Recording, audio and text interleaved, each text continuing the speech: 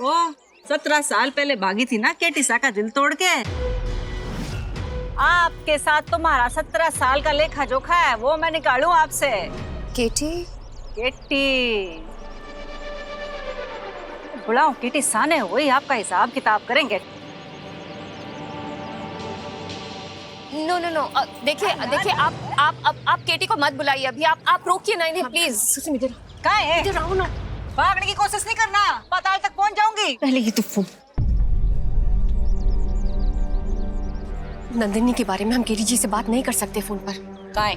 वो भावुक हो जाएंगे कुसुम। सबसे पहले हम इनकी बात भी सुन लेते हैं, उसके बाद केटी जी से बात करते हैं, ठीक है? अभी शांत रहो।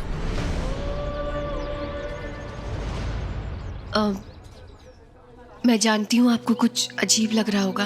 कहाँ अजीब लगेगा? शर्मिंदा होना चाहिए इसको तो। कुसुम मैं बात कर रही हूँ ना। थारे मुंह से एक कड़वा शब्द ना निकलने वाला इसके लिए।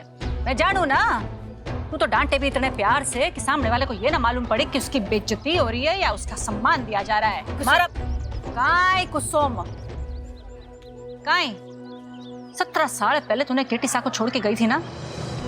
मारा बस चले थारे को 17 दिन तक अपनी आंखें के सामने बिठाओ और गालियों से थारे को तलूं। कुसुम प्लीज चुप रहो प्लीज। जी तू बोले तो मैं चुप रहूं? मैं तो बहुत कुछ सुना सकूं, और ठीक है चुप हूं मैं। बोल।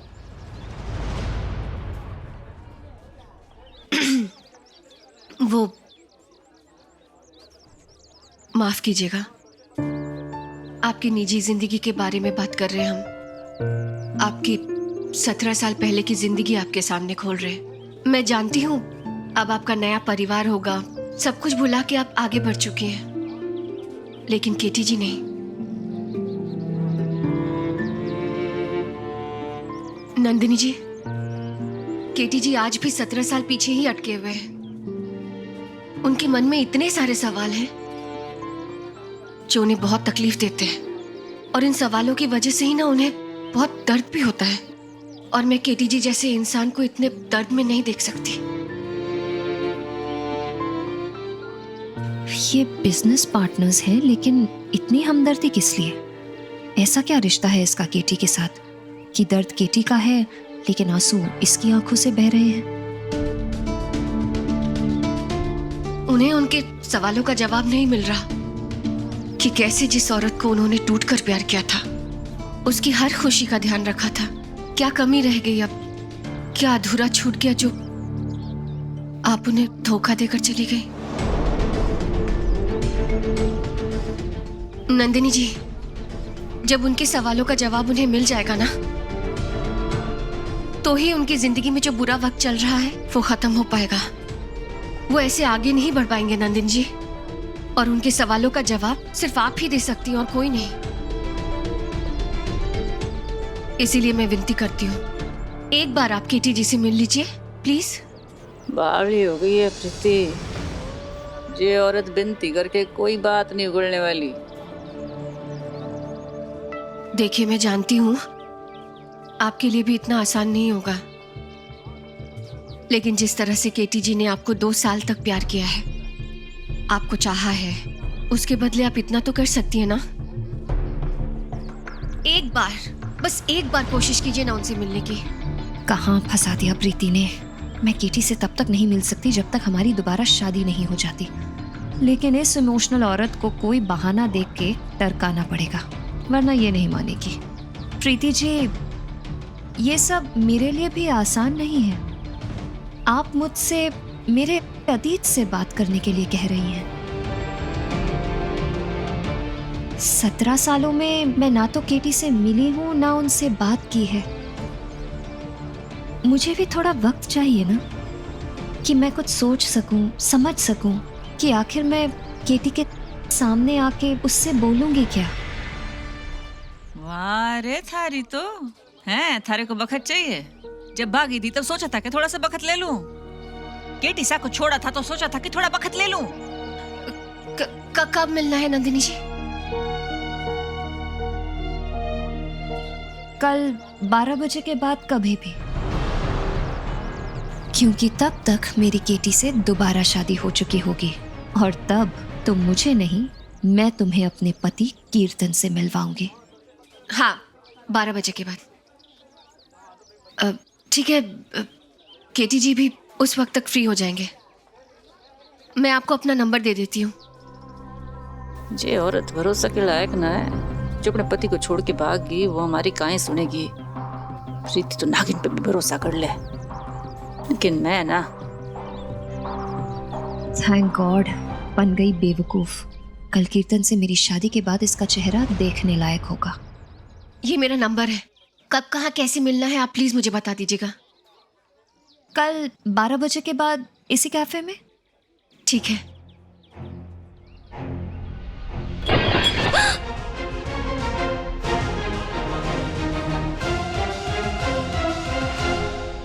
क्या है ये? कोई बात नहीं, आप वॉशरूम चले जाइए ना। मैं लेके जाऊं? नहीं नहीं, मैं जा रही हूँ। सॉरी। आइए। क्या जरूरत थी ये सब करने की? अरे हो गया।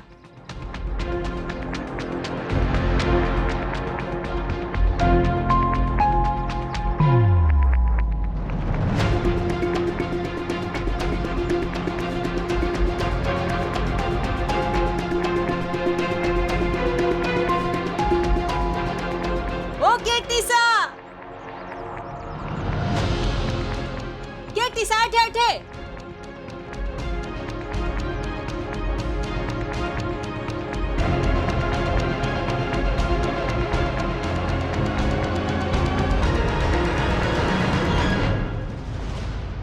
केटी जी यहाँ पर? प्रीति जी, मैंने कहा था ना मैं कल आऊंगी। फिर आपने आज केटी को यहाँ क्यों बुलाया? मैंने उन्हें यहाँ नहीं बुलाया, मेरा यकीन मानिए। ओ, मैंने बुलाया।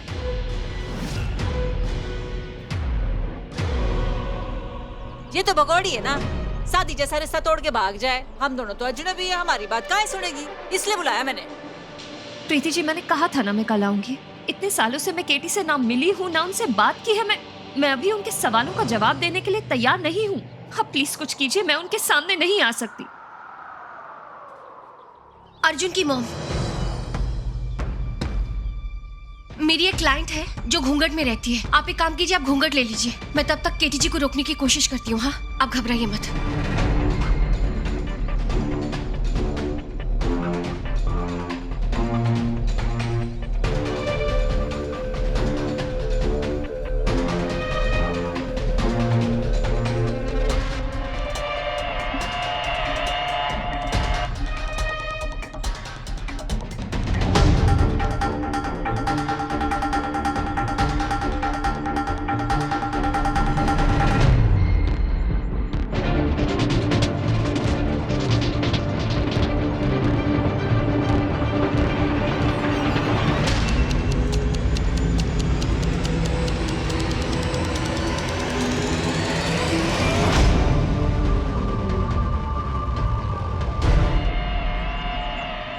कुसुम, क्या जरूरत थी केटी जी को यहाँ बुलाने की?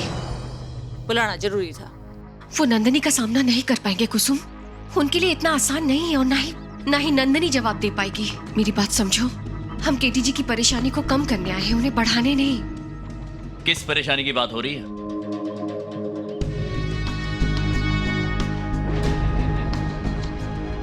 वो कुछ नहीं। वो ये शालिनी जी यहाँ क्या कर रही है? हाँ? मैं लेकर आई थी उन्हें शॉपिंग के लिए। लहंगे की शॉपिंग करनी थी ना, तो किसकी शॉपिंग? लहंगे की। झूठ बोल रही हैं आप। लहंगा वो खुद ऑर्गेनाइज करने वाली थी।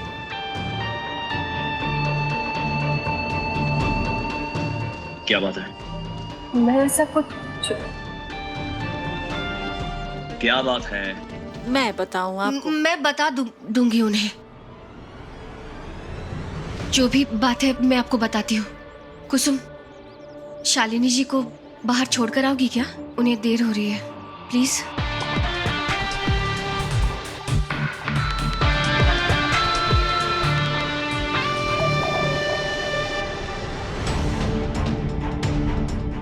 वैसा चलो।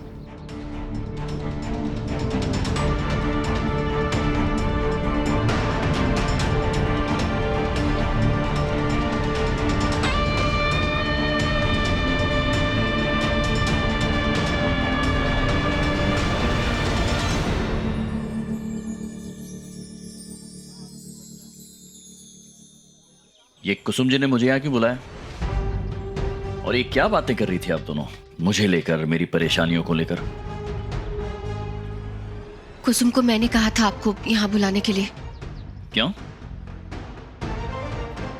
केटी जी, मुझे ऐसा लगता है जैसे आप अब भी मुझसे बहुत नाराज हैं। गांव में जिस तरह से मैंने आपसे बात की थी, मुझे वैसे बात कोई नहीं। काम की बात है? कोई काम की बात करनी है आपको? ये भी जरूरी है? ना तो ये बात जरूरी है, ना आपका माफी मांगना जरूरी है, और ना ही आपका ये एक्सप्लेनेशन देना जरूरी है। ये शादी हमारा आखिरी प्रोजेक्ट है। आप ही का फैसला था ना, तो बस फिर ठीक है। इस शादी के बाद हमारी पार्टनरशिप खत्म। और ठीक है ना, पार्टनरशिप आगे बढ़ती तो भी क्या फायदा। ना आज तक आप मुझे समझ पाई हैं, ना आगे समझ पाती। बस 24 घंटे और फिर आप आजाद। वैसे अफसोस की कोई बात नहीं है, क्योंकि मैंने भी एक फैसला कर लिया है। मैं भी दोबारा कहीं दिल नहीं लगाऊंगा।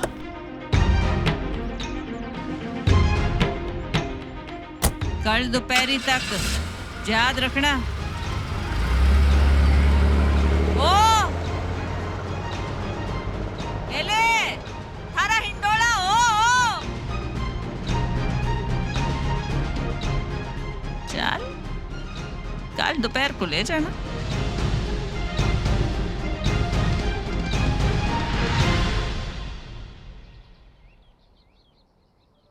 आज जो कुछ भी हुआ उसके बाद एक बात तो क्लियर है, कल 12 बजे से पहले, खास करके जब तक तुम्हारे पापा और मेरी शादी नहीं हो जाती, किसी को भी नहीं, इनफैक्ट प्रीति को तो बिल्कुल भी नहीं पता होना चाहिए कि मैं और केटी की ex-wife नंदिनी एक ही इंसान है।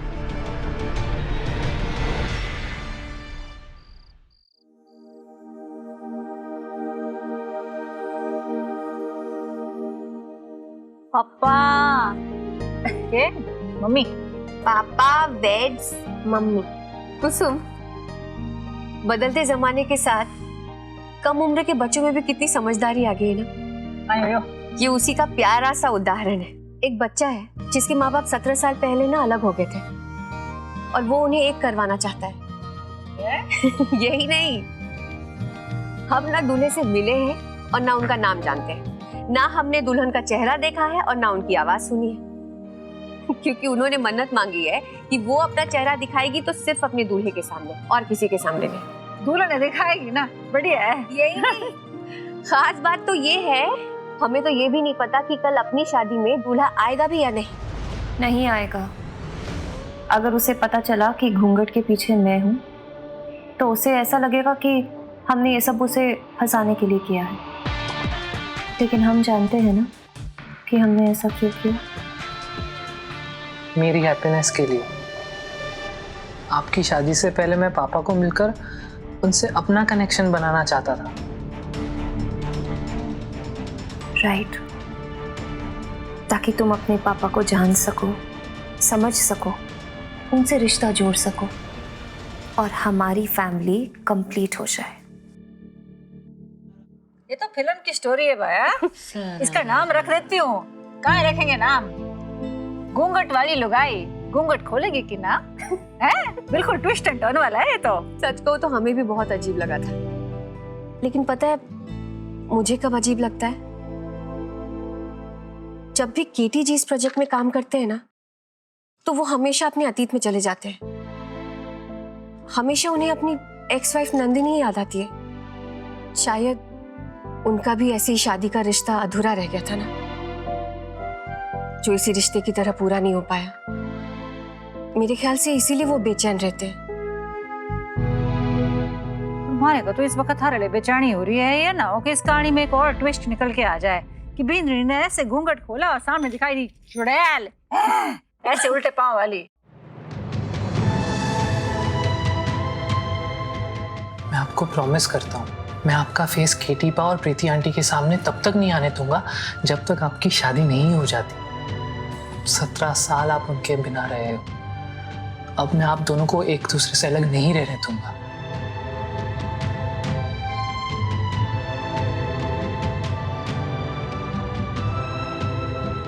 भागते चोर की लंगोटी तो सुना था, पर ये देख कहीं लागे मारे केटी सा की नंदनी की लटकन मारे हाथ की अटकन बन गई। देख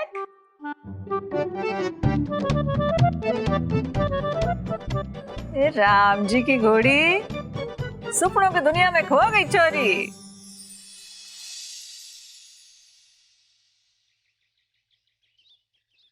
अरे सुनो, ये जो फूल है ना, मुझे दुल्हन की एंट्री के लिए चाहिए, ठीक है? इसको अच्छे से रख दो। मैम हाँ, पंडित जी गौरी पूजन के लिए दुल्हन को बुला रहे हैं। हाँ ठीक है, हाँ। मैं देखती हूँ। ये परफेक्ट है। और सुनो, गेस्ट को हर आधे घंटे में जूसेस मिलने चाहिए, उसका ध्यान तुम रखो। और जब भी कोई हाय बेटा। अरे मॉम डैड, क्या बात है, the Tibriwals are here, not bad. वैसे मैंने सोचा नहीं था कि आप लोग आएंगे। दादी, अरे बेटा, I'm so glad you guys came. नमस्ते। ये वही है। क्या कहूँ केटी, अजीब ही लगाव हो गया इस बच्चे से, खुद को रोक ही नहीं पाए। नमस्ते। अर्जुन, प्लीज अपनी माँ को लेकर आ जाओ, गौरी पूजन का टाइम हो गया है। हाँ बुला दो। आइए टिब्रिवाल्स, आओ प्लीज कम। Nice arrangement. कम।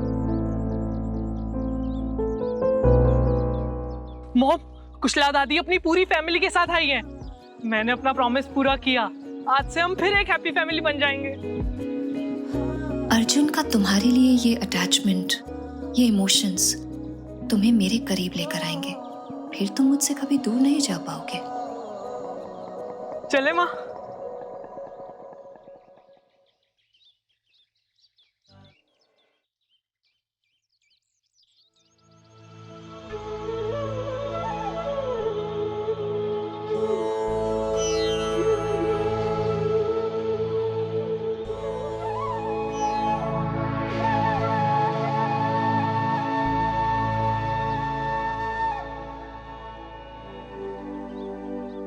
वक्रतुंड महाकाय सूर्यकोटि संप्रभ निर्विघ्नं कुरु मे देव सर्वकार्येषु सर्वदा। अब कन्या अपना और अपने होने वाले पति का नाम इस थाली में लिखेगी।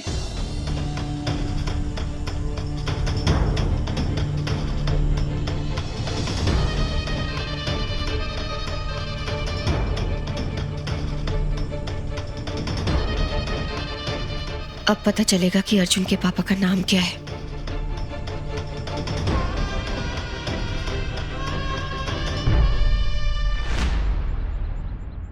इतना क्यों सोच रही है ये? अपना और अपने पति का नाम लिखने में इतना वक्त लगता है?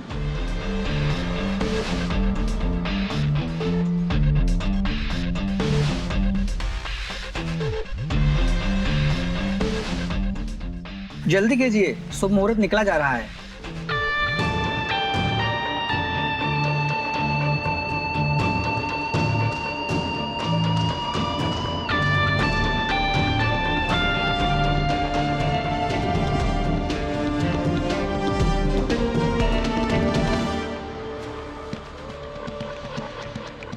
अर्जुन,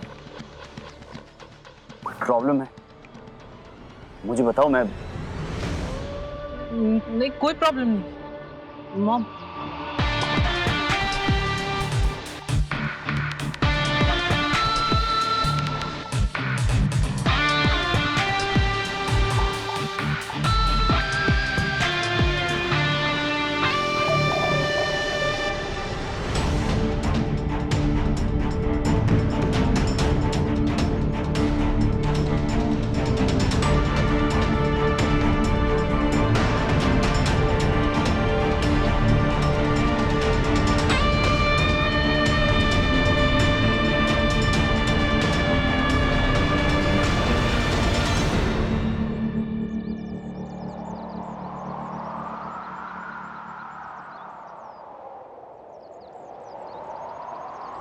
ये क्या है?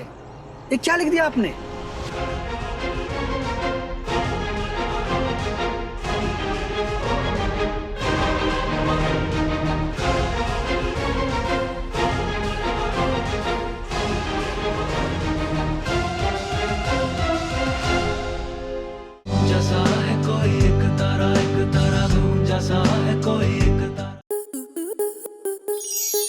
स्टार प्लस के YouTube पेज पर आने के लिए आपका धन्यवाद।